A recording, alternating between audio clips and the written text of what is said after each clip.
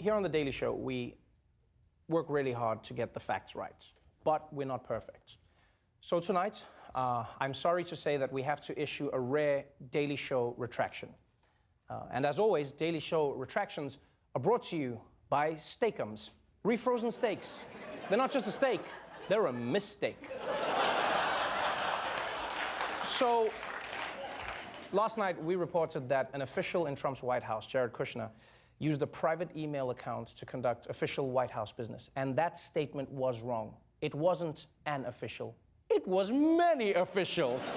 More White House officials have used private email for official business, according to the New York Times. At least 6 officials conducted business from their personal email accounts. The list includes senior advisor Jared Kushner, former chief strategist Steve Bannon, ex-chief of staff Reince Priebus, economic advisor Gary Cohn, policy advisor Stephen Miller, and assistant to the president Ivanka Trump.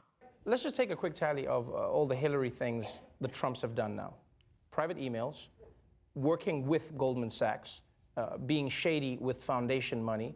I wouldn't be shocked if we find out that they're also wearing pantsuits in secret. I wouldn't be shocked at all. And can I just say, Trump looks fabulous there. I can't lie. He looks amazing. You know what? I've actually got a suggestion. If Trump and his people are going to keep doing everything they criticize Hillary for doing, then Hillary should start doing all of the Trump stuff, because it's fun. Yeah. She's got to start being racist to Mexicans, start sending out tweets at 3 a.m., and since Trump got to grab women by the pussy, Hillary gets to go around America yanking dudes by the dick, just all day. Just yanking dudes by the dick. Go crazy, Hill dog. Bing, bing, bong, bong. Bing, bing, bong, bong. You know, when you think about it, that's the conservative nightmare, right? Hillary Clinton going around ripping off dicks. They're like, Obama came for our Glocks, and Hillary came for our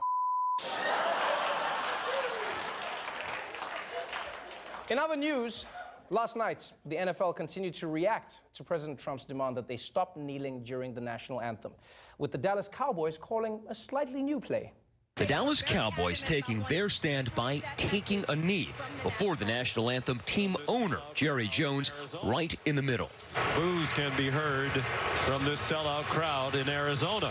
After America's team acknowledged the protests for racial equality in what seemed a choreographed move, the team stood up, went to the sidelines, and linked arms for the Star-Spangled Banner alongside their opponents, the Arizona Cardinals.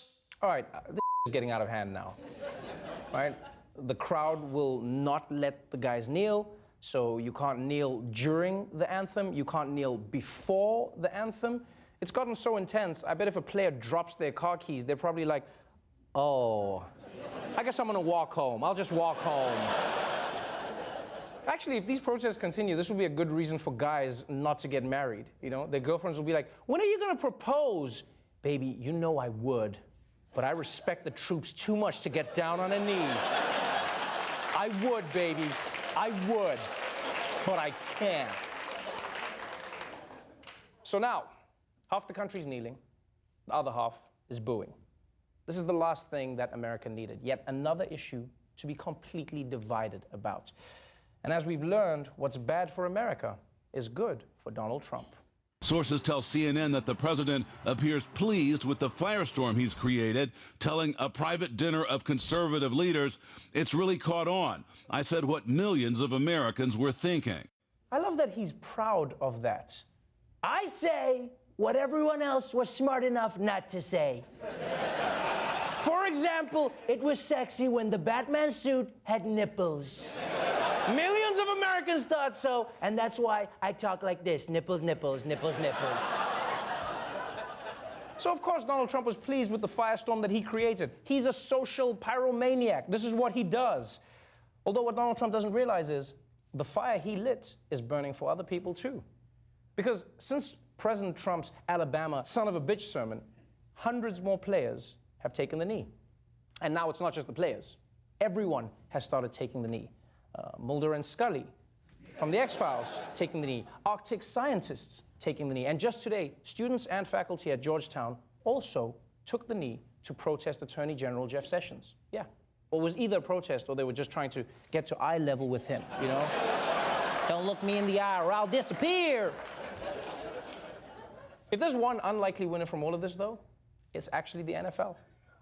Because if you think about it, while this kneeling controversy was going on, their ratings rose this weekend. And knowing the NFL, it's only a matter of time before they find a way to cash in. It's time for the Ford pregame protest kneel. Brought to you by Del Taco. Del Taco.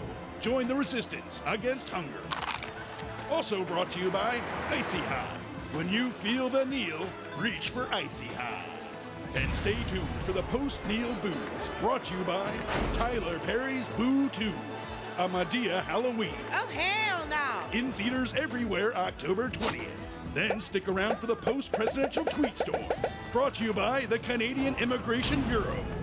When you finally had enough, give us a call, eh?